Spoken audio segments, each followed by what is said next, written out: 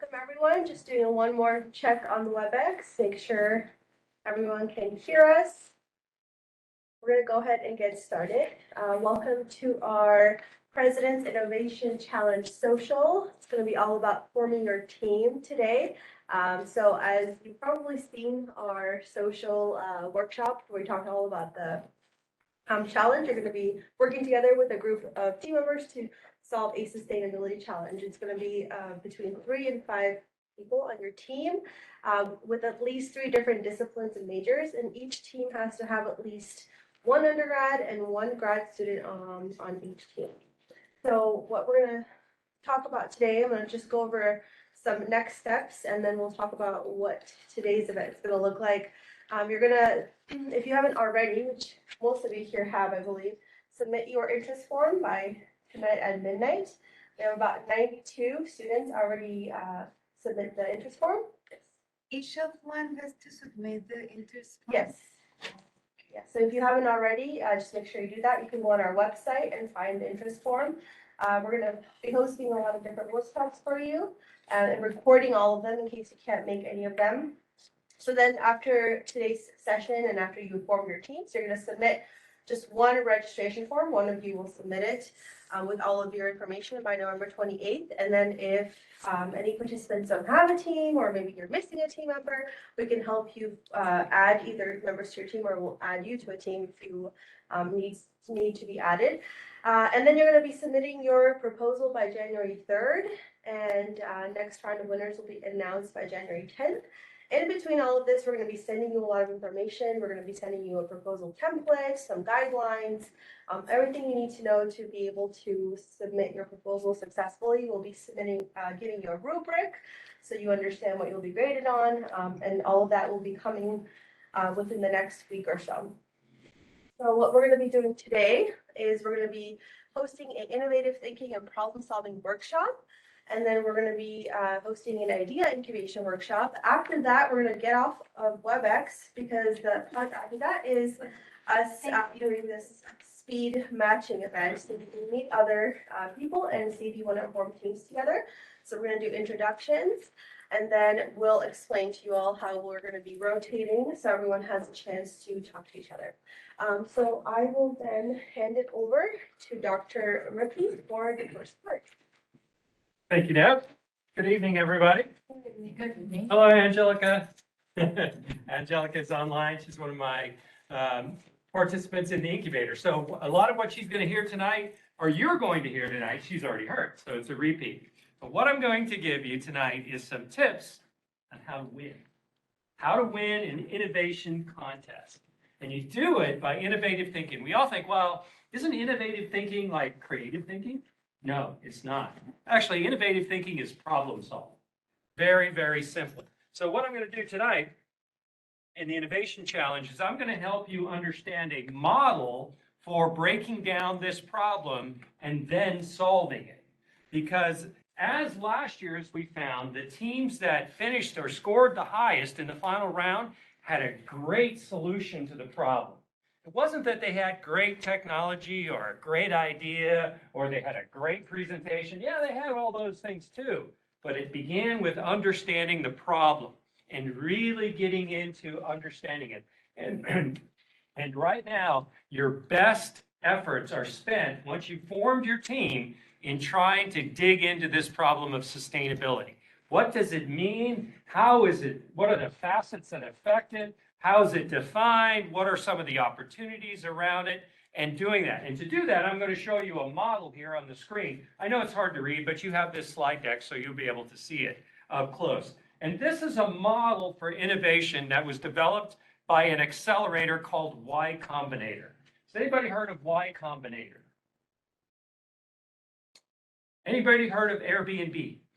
Yes. Use it. How about Coinbase? Coinbase? Yeah. How about Uber? Wow. Well, where did they come from?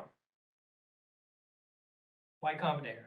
Y Combinator is a technology accelerator located in the Bay Area of California that is responsible for the creation of over 5,000 startups, many of which are names like I just gave you, companies that you well know. And so we look at them and say, as innovation goes, they got a pretty good idea of what's innovative and what would work, what would go into market and really be a successful startup. They've got a pretty good handle on that. Just look at their track record. 5,000 companies, names like Coinbase and Airbnb. I mean, those are Stripe. In fact, if you paid with anything with a debit card today, the transaction was probably handled by Stripe. You thought it was MasterCard or Visa, but behind the scenes, the transfer of payments was happened by a technology called Stripe. That's another one.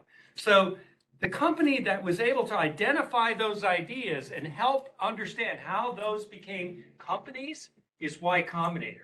And they have a very methodical approach by which they understand and evaluate innovative ideas. And it begins with the problem. In fact, if you listen to interviews with the founders of Y Combinator, one of the things that they say is what we listen to first and foremost is how well they describe the problem. How well do they know it? Is it a problem that's fun? Is it a problem that they know firsthand? Is it a problem that is their problem? Is sustainability your problem? Absolutely. It's all of our problem. The world is changing. The climate is changing. Water is a problem in southern Nevada. Electricity is a problem from fossil fuels. Transportation is a problem. Education, all of these areas have links to sustainability in it. And so what Y Combinator says is great innovation starts with spending your time understanding the problem. Because once you do that, you'll have a great idea how to solve it. So I've used and presented to you their model here that helps you understand some of the things you want to look at in the problem once you've formed your teams. And you should do this by forming your team, setting a schedule of team meetings. And one of the first meetings is make some assignments on research and go research the problem so you can understand what are you looking for in the factors of the problem. So first and foremost, Y Combinator says, is it a big problem or a growing problem? Well, this is kind of both, right? Sustainability. Global warming is a big problem. It's also a growing problem. It gets worse every year. So we know that's one factor. As we're doing research, we want to know why. Why is it a big problem? Why is it growing? The second one, is it an urgent problem? So is it big or growing? Second, is it urgent? Is it urgent that we solve sustainability problems? Absolutely. In some cases, in fact, water in southern Nevada is an extremely urgent problem. Can anybody tell me what the level of Lake Mead is right now from its full capacity? What percentage? Take a guess. 70%? Too high. 27. What? Lake Mead is at 27% of its capacity right now. Where did the water come from that you drank today? Lake Mead. That's our only source of water. And it's at 27% capacity. Can you think of a more urgent problem for southern Nevada than figuring out what do we do about water? Water was a natural resource, and we have to figure out something to do about it. That's a great example of a sustainability problem that's urgent, right? We need to do something about this in the next decade. We can't afford to wait 20 years. That's what happened 20 years ago. And that's why it's in the situation that it's in today. 20 years ago, they should have said, wait, the lake is kind of getting lower. I see a white rim around it. That wasn't there before. Where'd that come from? Well, it came from the water dropping. Where'd the water go? We're using it. Who's using it? Nevada, California, Arizona, Colorado, and Utah. Oh, and Mexico. Darn, got to do something about that. Oh, well, we'll leave it for someone in the future. Well, the future's here, and the time is now. So it's an urgent problem that we have to do something about. I'm going to switch to the other side. Is the problem, when they say mandatory, see that word mandatory? So problems aren't mandatory, but problems can be created by changes in laws, right? And so if it's mandatory or regulatory change that causes or contributes to the problem, that's an important factor to understand. I'm going to give you a kind of an unrelated example of that from the world of gambling. Gambling is right here in our doorstep, right? We've got one of the biggest gambling environments in the world. You can't help but drive around this town or watch television without seeing an ad for sports betting, right? Why did sports betting suddenly become a thing? Like all of a sudden, there's on the side of the Luxor Casino, it says Bet MGM. Like 5 years ago, that wasn't there. It didn't say that. Why?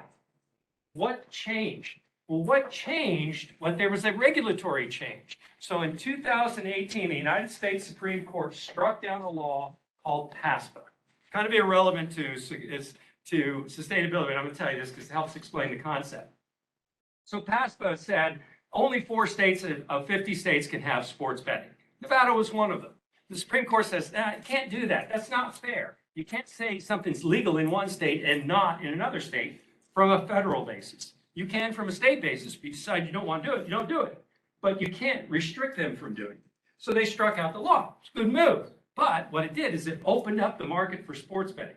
So there were in the United States, it went from 4 states that had sports betting to today, there are 30 states. In the span of, 5 years? 30 states from 4, 26 more states. So the market exploded in sports betting. Here's where I'm going with that long-winded story. A change in the law changed the problem. So in the case of sports betting, it created a new opportunity for more business expansion. And hence, that's why we see all these casino companies spending all of their resources developing more sports betting. So is it mandatory? Is it costly? This is an interesting one because their theory is if it's costly to solve, there's a big market for it. Let me say that again. If it's costly to solve, there's a big market for the idea. One of the goals of the President's Innovation Challenge is to create a commercially viable idea, an idea that could really work, that could really take to market, that you might form a startup, or you might create a licensable idea that goes to some company to actually do it. It's not an academic exercise, it's real world. We want you to do something that's going to save the world, literally. Last year, when we had the challenge, it was about economic diversity in Southern Nevada. It's about creating a new business that would create more jobs, maybe provide more workforce development or more opportunity for education. And the top 3 teams had very different ideas, but they did that. They found solution to the problem of economic diversity with an idea that had potential to really be something. That the group of judges who evaluated the idea says, you know what? I would invest in that idea. I think it's so good, I'd help you start a business in that idea. I think you should start a business in that idea because it's so good. You should think about this. That's the goal of the Innovation Challenge. It's not an academic contest. This is real world. This is really trying to solve the problem of sustainability in whatever sector you choose. So if it's costly to solve, it's expensive to solve, and there should be a big market to solve it. Next, is it frequent? Does it occur frequently? Yes. Sustainability across the board in nearly every sector. Is it something that happens once every 10 years? No, it's happening constantly. So we've got those main areas from Y Combinator that says this is a great model for you to begin evaluating the problem. There's 2 other areas. Next, insights. What do you know about the problem that nobody else knows? What were you able to piece together by stitching together research and finding the common thread and saying, wait a minute, I see something here. There's a linkage between these different things that we found out about the problem, and I can see a solution to that, right?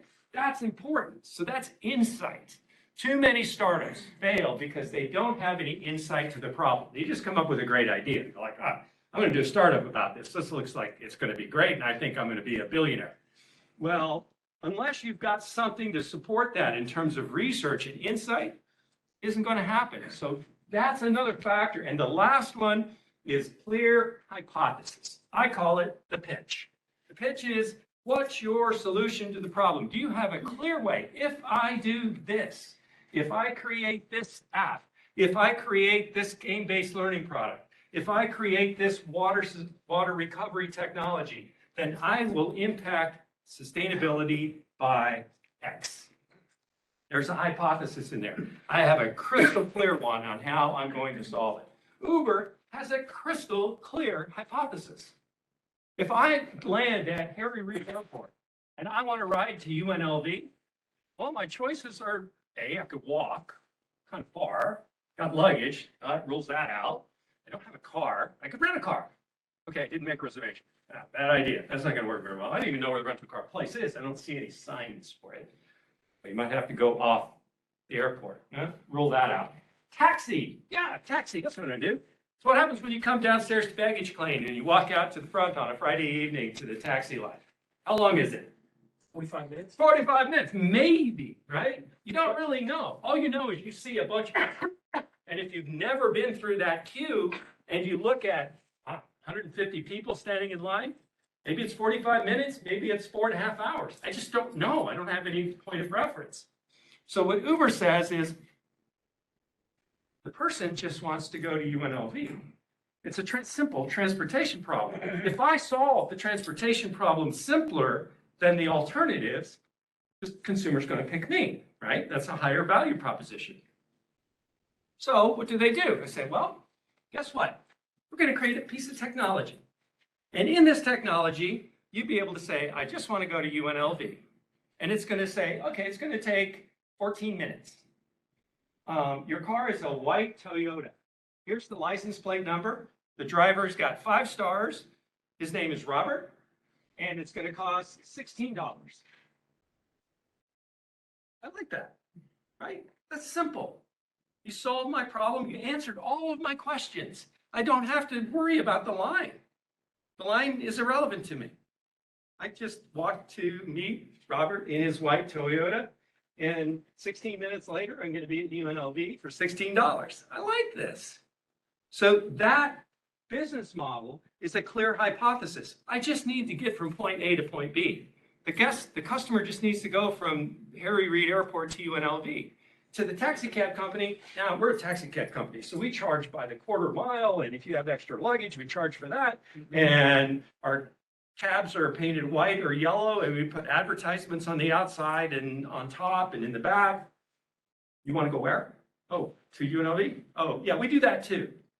So it's complex, right? Just rideshare, Uber, Lyft, they just simplified and said, what's the problem? They just want to go to there. So we make it easy for them. Second part was, if you wanted to enter the taxi business, pretty capital intensive business, right? Got to buy cars. Cars are not cheap. You got to buy a lot of them, especially in a destination like this. So you got to raise a lot of money just to buy cars. But Uber and Lyft didn't, did they? What did they do? Subcontracted. Look for people looking for a side hustle, right? I want to make a little extra money. I want to work a second job, right? I want to get some money for holidays or to go on a vacation or pay for my school. So I need a side hustle. Well, how can I do that? Well, I got a car. I got a nice car. I could drive people from Harry Reid Airport to UNLV. Oh, wait a minute. How would I do that? Well, I can't because I don't have any marketing, advertising. I don't have a license for being a taxi. Oh, that's rough. Uber comes along and says, you don't need any of that. I'll take care of that for you. You just take Mr. Rippee to UNLV and you'll be happy and chat with him along the way. Welcome him to Vegas. So that's a different kind of business model called a platform business. But what they did was they solved the problem. They had a clear hypothesis. I just want to take that passenger from Harry Reid Airport to UNLV. I don't want to buy a bunch of taxi cabs because it's capital intensive. I'm just going to create technology, an app. And that's what they are. Rideshare is in the software business. They're not in the taxi cab business. They create software. So maybe your solution to the sustainability problem is not hardware. Maybe it is. Maybe it's software. Maybe it's educational software. Who knows? It's up to you to come up with it. But the more you take the problem and define it in detail like this, and in your teams, research each of those areas around the problem, I guarantee you, the better your innovation will be. If you just begin by brainstorming, you're going to miss something that's on this model.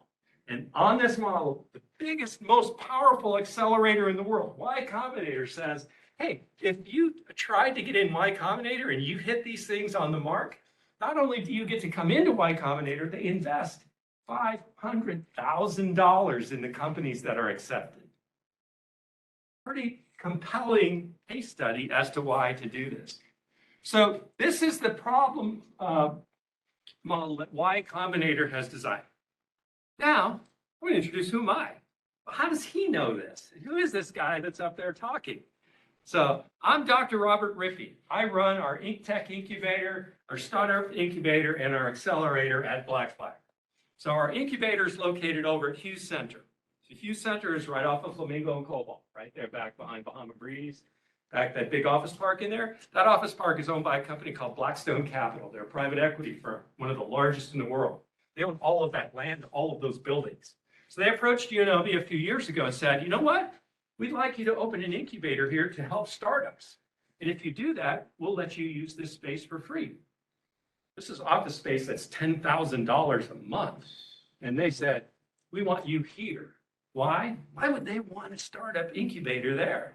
Because it changes the nature of that business. Right now, there's a bunch of law firms and Deloitte and marketing firms. But to have young minds solving problems like this and doing startup businesses like yours is what they were trying to get.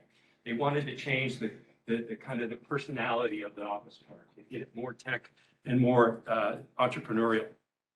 And we've succeeded. So I run that facility. That's a program, and I'll get into that in a few minutes. That I'll explain in a second. Then we also have a larger facility in Southwest Las Vegas. Who has heard of the Harry Reid Research and Technology Park? Nobody. Who's heard of? Okay, you have. Yeah, I did the tour the other day. Blackfire. At Blackfire. Excellent, excellent. So who's heard of IKEA? Oh, yeah. Okay, just about everybody. IKEA is our neighbor out there. So if you know where IKEA is, we're about about 2.5 blocks away from IKEA. And I use that as the landmark. So Blackfire is part of UNLV's Research and Technology Park. So research and tech parks are a little bit different than campus. So right now we're on campus, right? This is a big public university, tier 1 research university, very diverse student population, very diverse academic offerings. How's that different from a research park? Well, what happens in research park is we have all of that, but we're a lot closer to the private sector. We have a lot of private companies out there who are collaborating with us to take new ideas and accelerate them. Now, some of those companies are great big companies, and some of them are real small companies, and I'll talk about those in a second. But aside from all of that, what's important to understand is the idea of how do you start this competition? You start by attacking the problem. Now, it could be that your background is in education, or your background is in kinesiology, or your background is in business, or your background is in engineering. It doesn't matter what your backgrounds are, because you can all solve the problem. But first, you begin by looking at it and trying to understand it, and then put on the lens of your discipline. Put on your engineering hat, put on your kinesiology hat, put on your education hat, and look at that problem and say, how do we solve this problem? Now, we added some other things to this competition that are going to help you. Really are. You saw Nev was talking about, we want the teams to be multidisciplinary, right? So 3 to 5 people from different disciplines. So we want a person in education, a person in kinesiology, and a person in physics all on the same team. We want one of you to be a grad student. Well, there's a good reason for all of that we have found, and not just us at UNLV, but everyone engaged in entrepreneurship and innovation, that multidisciplinary teams are the best. Because you see the problem through the lens of your discipline.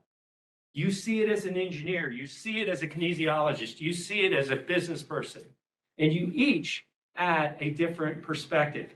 Put those together, you have a better solution. That's why great companies around the world and great organizations are run from people with diverse backgrounds and diverse makeup. They just make a better team than a team. It's not saying that having a team of all engineers is a bad thing. It's not, but they'll be consistently outperformed by a diverse team of bringing these different skills together. Y Combinator mentions that. I mention that. Nearly everyone will tell you that this idea of a team solving the problem by beginning to analyze the problem and then innovating results in a better innovation. And last year, the teams that finished in the top 3 spots had great ideas. They were very diverse teams because this was the criteria by which they built their teams. And they had fun doing it. They enjoyed it. They learned a lot about the topic.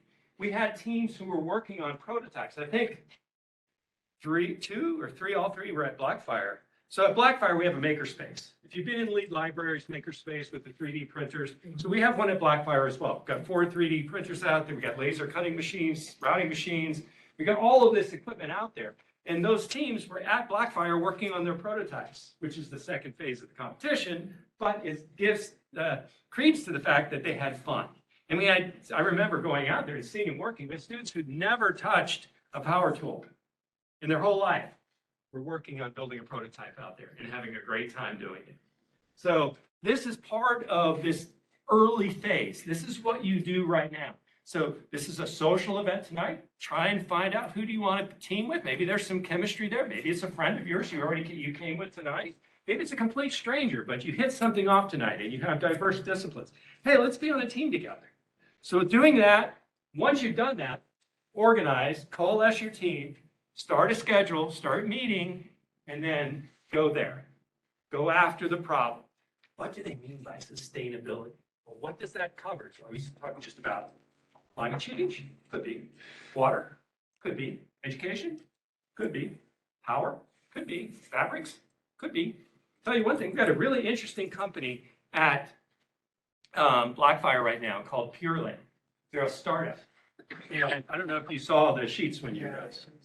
Yeah. Got a plastic? Yeah. They have sheets made out of plastic. And you go, oh, hot, sticky? No, feel like cotton, don't they? You can't tell the difference between this sheet and a cotton sheet. It's soft, it's breathable, and it looks like nobody can tell the difference. For your bed? Yeah. For a hotel room or hospital. Oh. Why would you want to do that? Why would you want to make sheets out of plastic? Cleaning. Ooh. I'm sorry. My woman. How do we clean sheets? You wash them. Wash them. And what do we need to wash? Water. 27% Lake Mead. Not looking good so far, right? If we could get rid of the water use for laundering sheets, could that be a pretty significant sustainability impact? You bet. How many sheets are on all these hotels in a single day on the Strip? Oh, Jesus. It's 150,000 hotel rooms in Las Vegas. So figure 1.5 times that. Some have 2 beds in a room, maybe double that. Just round up. 300,000 sets of sheets a day. How much water does that take to launder those? Even if they're not all getting dirty, but even if half, it's hundreds of gallons. And how do you clean? You just use water though, right? What else? Detergent, soap. What happens to the soap? Contaminating the water. It's got to be cleaned out, right? And then we've got to do something with the contaminants that we take out of the water to return the water to the ecosystem. So man, this problem is getting big. See what I mean about analyzing the problem? Got water, we got detergent, we got energy to heat the water, we got energy to remove the contaminants from the water. Man, this is getting big. So what Pureland said, you know what? We found this technology that takes this little plastic ball and it melts it, turns it into a thread, goes through an extruder. And it's so soft, it feels like a cotton thread. So they wove it into sheets. So when you check out of the hotel that has these sheets, they don't launder them. They melt them. They go through the extruder, make more thread, make new sheets. They're never laundered. They're melted. Interesting idea that began with an analysis of the problem. Okay? And that's a real world one. That one's out there today. You felt the sheets. They're soft. Are they all throughout the Strip now? No. This is still a startup. So this is a company that just came up with this idea in 2020. Wow. So they're doing a pilot project with the Veterans Hospital in North Las Vegas. Right? Why would a hospital want these sheets? Oh, gosh, patients. They're sterile. Yeah. They're sterile. No cross-contamination with patients. One of the biggest problem with hospitals is reinfection, right? You go in there with COVID, and I go in there with a broken leg, and suddenly I got COVID. How did I get that? That's the And deal. pneumonia too. That's right. Or pneumonia, even worse. And how do they try and combat that? Well, if we had sterile sheets, that would be a big step. Right? So they're very interested in seeing if this really works, right? If the model works. But in any case, you can see how it begins by analyzing. My job at UNLV is working on this kind of cool stuff, working on these great projects. So I've been with UNLV this month, 7 years. I came to UNLV 7 years ago, retiring from the Strip. So I was a senior executive for Las Vegas Sands Corporation, which we know is Venetian Plaza. I was a chief marketing officer and senior vice president over there. So that was the end of a 25-year career in hospitality. Retired. And prior to that, I had another career too, which involves some quick thinking and decision making. Like you as a veteran, I was a Navy pilot. Oh, So wow. I flew for F-14 9 Falcon? years, have to think quickly, think on my feet, and into the hospitality business. So this really weird background. Everyone's like, you have a hard time keeping a job, or you just have really diverse ideas. And it's really the second. I really like innovation. I like this idea, trying things new, challenging the status quo, solving these big problems that are out there. And that's what the President's Innovation Challenge is for you. It's your opportunity to start that journey, to solve a big problem. Sustainability is a big problem. It's a bigger problem for you than me, because I'm a lot older than you. So it has more opportunity to affect you. And you are the people in the place to make it, to solve it. And it doesn't matter what your area you're solving. It could be education, could be kinesiology, could be physics, who cares? It doesn't matter. But make a contribution. Here's a chance to shine with an idea and maybe win this competition. So, questions? What questions do you have? Yes? You guys giving us a problem to solve, or are we coming up with? No, we have given the problem statement already. And the problem, do you remember the exact wording on it, Neff? Sustainability. It's sustainability is the topic. We'll read you the exact problem statement. All right, so the question is, how will you make your impact? The second annual President's Innovation Challenge presents UNLV student teams with the opportunity to chart the course to a more sustainable future. This interdisciplinary challenge provides the opportunity to define how you can apply your knowledge, expertise, and the rebel innovative spirit to help solve a sustainability challenge. And your team solution is not limited to science and engineering. So imagine a new communication platform to raise awareness of carbon impact, a way to address clean water needs in underdeveloped communities, a new process to address a very carbon impact in healthcare, or a game-based learning product to engage and educate children on the topic of sustainability. So the future is yours, both literally and figuratively. So there you go.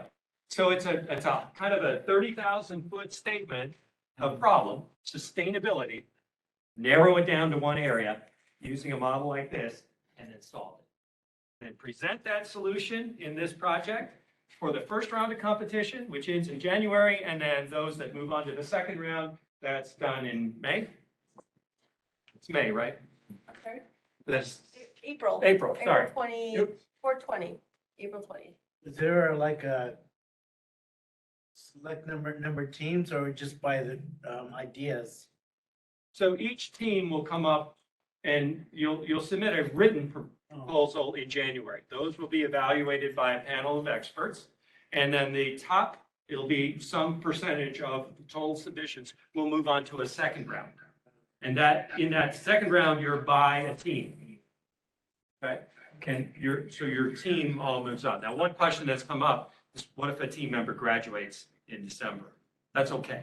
They can still remain part of your team. Okay. So just to give you an example, last year we had 16 teams and 9 moved on to the final round. Yeah. But Okay?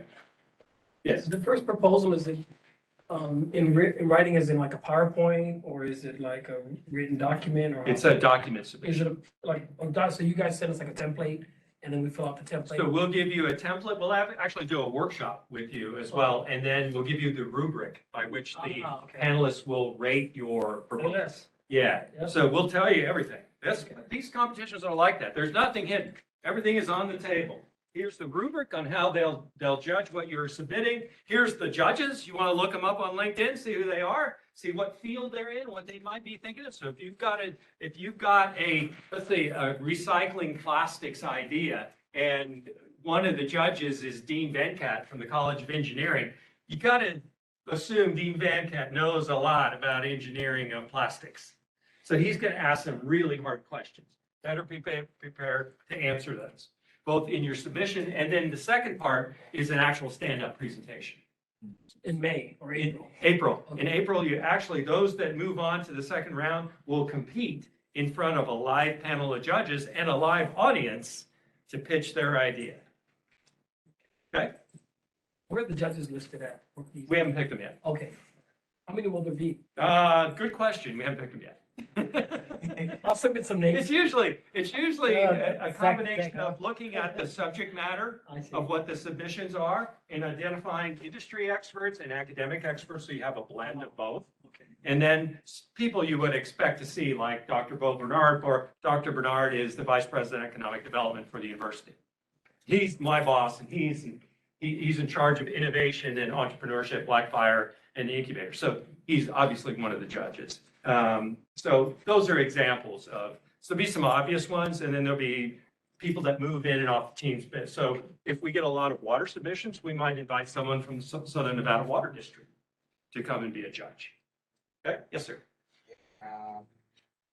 Like she said there are procedures of proceeding to the next steps. The first step is the proposal stage. Yes. So I want to understand, there's a possibility of us presenting the proposal, it's just submit a handwritten. Just submitting.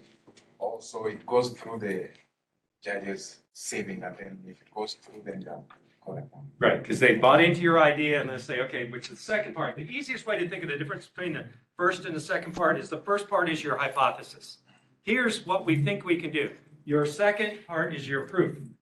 Here's our proof of concept. We've created a prototype, we've run a simulation, we've created a model, something that shows how you would actually do this.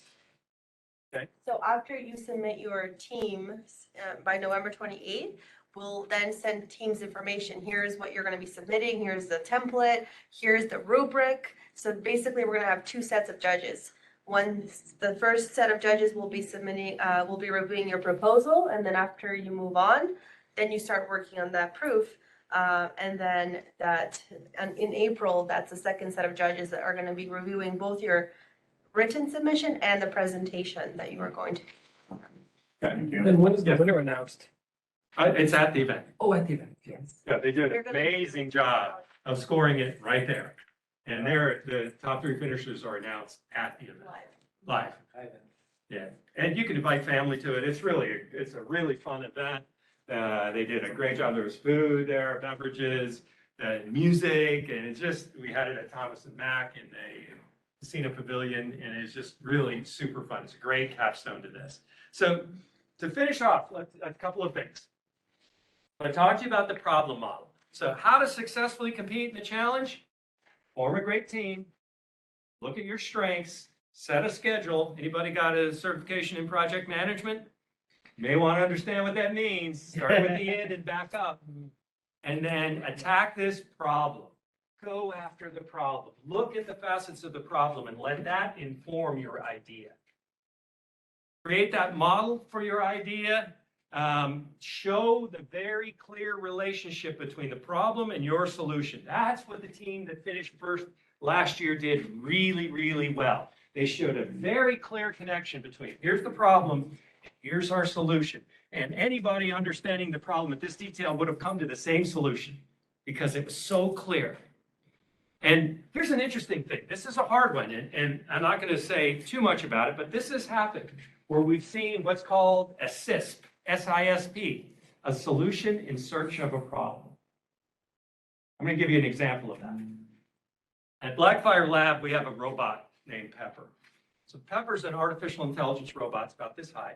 It has cameras in the head, microphones, speakers, got an AI processor inside, so it can synthesize language. It can say, hello, how are you? I'm Pepper. Welcome to Blackfire. So you look at it and go, well, it's really cute. Really cool. What's it do? Well, it speaks. No, I mean, what does it do? What problem does it solve? Well, it says hello. Well, saying hello is not a problem, right? Tracking me with its eyes is not a problem. That's a solution to some problem. What's the problem you're trying to understand? This is the solution in search of a problem. This is a term that I copy from YCOM where they're saying, this is a killer to great ideas, where you have nothing but solution with no clear relationship to the problem. Pepper's an amazing piece of robotics technology. but it was never designed to solve any particular problem. They said, well, you can use it in customer service applications. Why? It's like expensive when a human does a better job. Why would I want to do that? So in this case, if you start and say, okay, I want to improve a customer service problem. Let's say it's in a place where I had a limited labor pool. I don't know, if I was in Prudhoe Bay, Alaska, right? And I'm running a restaurant. Well, it's probably a pretty limited labor market in Prudhoe Bay, Alaska. It might be a good market to have some automation to assist in customer service roles. So there, I'm starting with a problem, right? No labor. I don't have a choice. I either close or come up with some kind of idea. All right, now what I start there, and by analyzing the problem, I'll come to a very different solution than Pepper. It's probably not going to look anything like the slick white plastic that Pepper is, but it's going to be highly functional and highly effective at solving the problem. So this is where I'm getting at. I've kind of talked to you about how to successfully compete in the challenge. We kind of asked you some great questions about the challenge itself. I gave you a model, that YCOM model. You can pull it back up. You'll have this presentation. You can look at those factors again. You can discuss them in your group. You can do a project management plan with your group of figuring out how you're going to complete this project, because you've got a pretty tight timeline to the first deadline, which is in December. December. So a lot of time.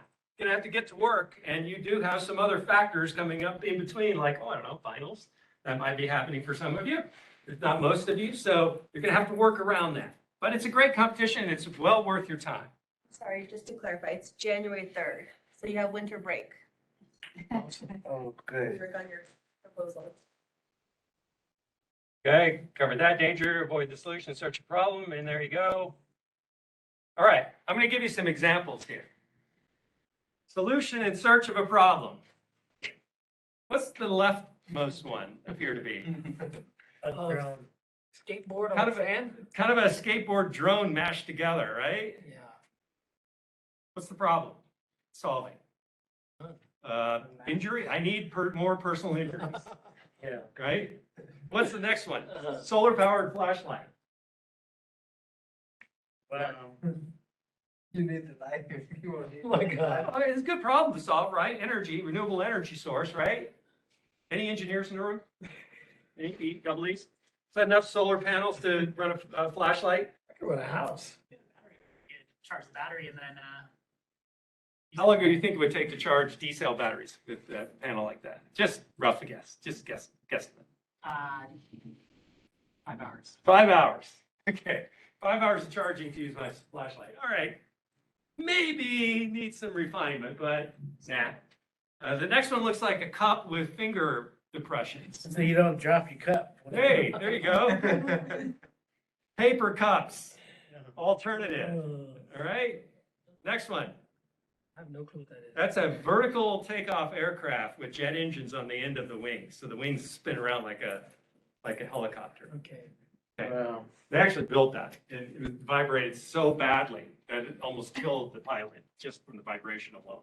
That was And it just was not well thought of.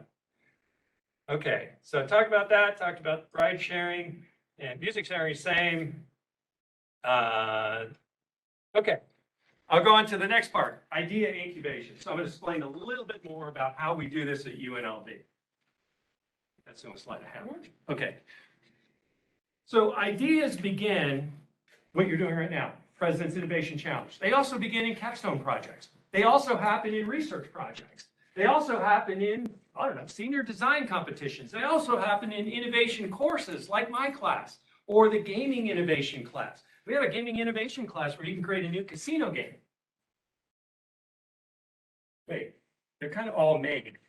They all have the same games, right? They're variations. You can create a variation on blackjack and actually make money at it. So we have a class that actually does that. So ideas happen all across campuses, and not just UNLV, all universities have programs like this. So they happen. The next step is, well, what happens with that idea? Can you actually turn it into something? Can you actually get some revenue, some value out of it? Somebody looks at your idea and you go, oh, that's a really good idea. You should do something with that idea. What does that mean? You should do something with that. Well, it means you should take it to market. How do I do that? I'm a kinesiology major. I don't know anything about business. That's not my deal. Well, what we do in idea incubation is we help you understand how to turn your idea into a business, how to turn it into a business model. If you look at the track record of all ideas and innovations that have gone through these type of programs, the ones that succeed have great business models. The ones that fail could be great ideas, but they generally have a poor business model. And business models are what we do in the incubator. So the incubator I described at Hughes Center that Blackstone partnered with us on. Our goal in the incubator is not to come and help you with your idea, it's to help you build a business model around it. A model that has identified the customers. Is your customer a consumer or is it another business? Oftentimes people will come in thinking their customer is a consumer when in reality their customer is a business that in turn sells to that consumer. That's a B2B2C model. So oftentimes not understanding that or being aware of that would lead you to two very different conclusions. If your customer is a consumer, you're trying to please consumers, which are diverse and all over the place, versus a business, which is a very defined set of customers. So very different implications to your business model. So at the incubator, we help you to create that model. And at that point, at the end of the incubator, and we also do some other things in there, like we help you understand the idea of intellectual property. Intellectual property is going to come up in this competition because some of you are going to create it. But what do I mean by intellectual property? So there are 4 types of intellectual property. There are patents, trademarks, trade secrets, and copyrights. So if you're taking notes right now, you're creating a copyright document. It's an original piece that you're actually creating. Do you want to copyright it? Probably not, because it's just your notes. But if you wrote a book, if you created a piece of music, don't you want to protect that? Of course you do. And that's called copyright. A patent is very different. So the chip that is inside her tablet right here could have been made by Apple or Intel or AMD or any one of a dozen different companies, but they would have patented the design of that chip. Why? Because it's their solution to a problem, but unique technology. So in the incubator, we help you understand the importance of intellectual property. And in the president's competition, you may actually create some intellectual property. You may create something that could be patented, in which case we're going to provide a resource for you to be able to speak to someone on our team. His name is Zach Miles. He's an attorney. He is our Associate Vice President in Economic Development who handles technology transfer, and he would help you understand, can you patent it? Can you get a patent? What would that mean? And he's going to explain it to you. And in the incubator, I actually do an entire lecture where we talk about what that means. So it's not important that you understand what it means right now, and if the thing comes up, we'll help you with it. But that's one of the things that happens in incubator. It's a very important part of a startup business is understand, do you have intellectual property? Yes. Do we get an opportunity to do the incubator in the first stage, or do we have to make it at the second stage? The incubator is after the entire competition. Oh, okay. So the teams that Okay. finish in the top 3 positions are invited to come into the incubator. Okay. Okay? So the incubator process is an application process. And I typically get about 12 applications per cohort, and I'll take 4 of the 12 teams. So in this case, you're guaranteed one of the slots.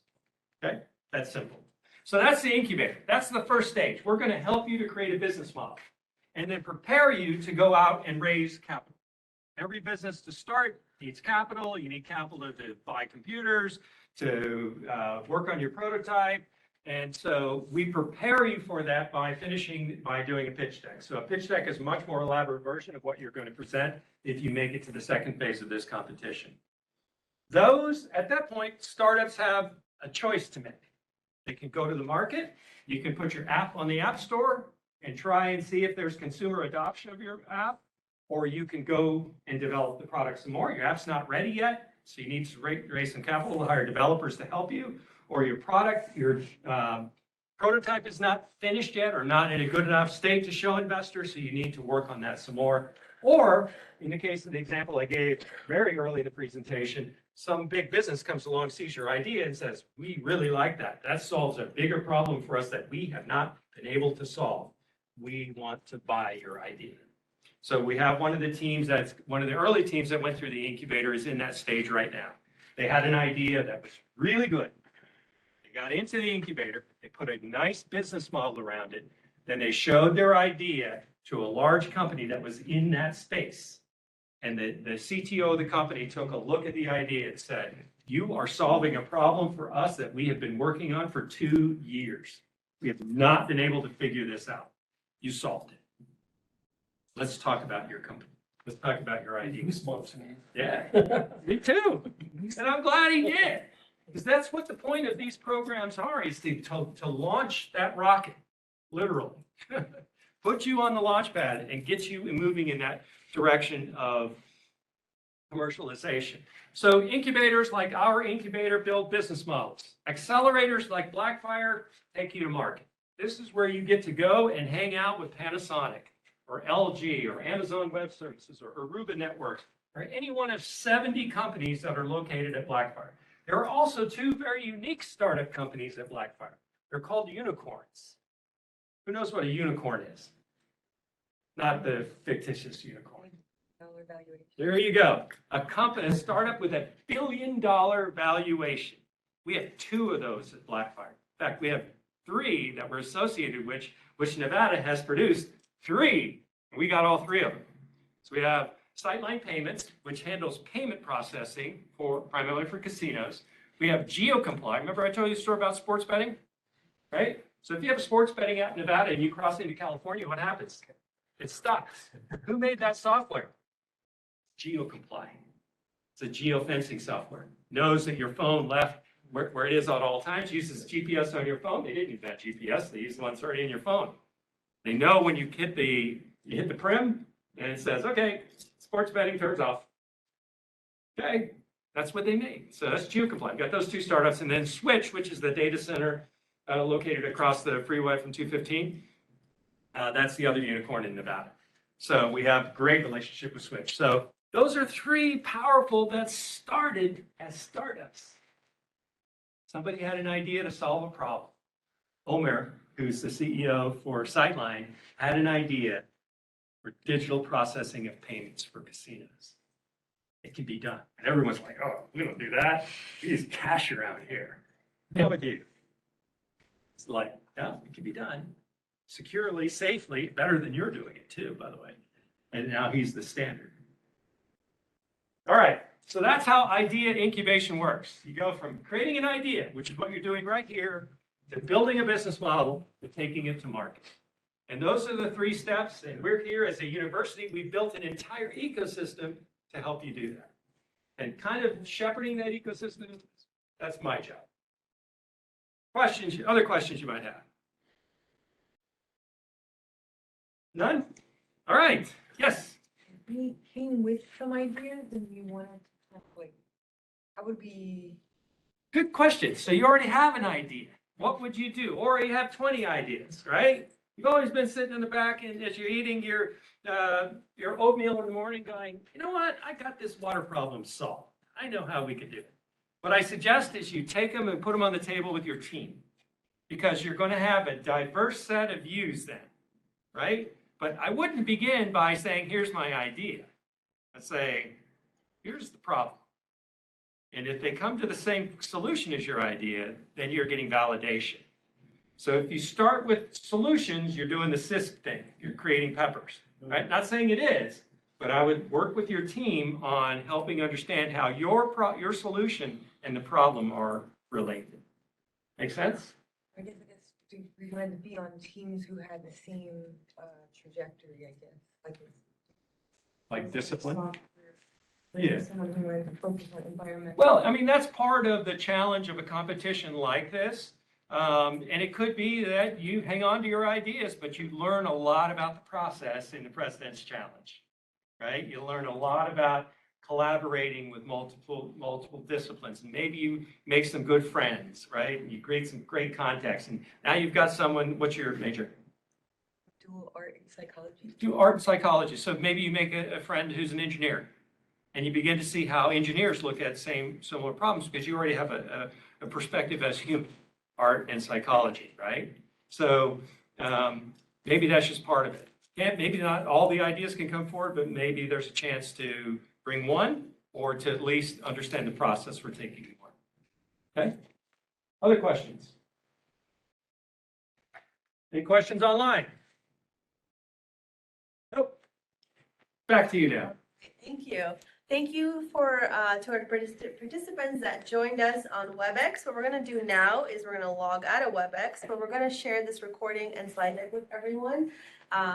So if you need to refer back to anything or you just wanna review anything, you can do that. So I'm gonna log out so we can go on to our speed matching social, which will be in person. So goodbye to WebEx. You can get out of there real quick. Bye-bye.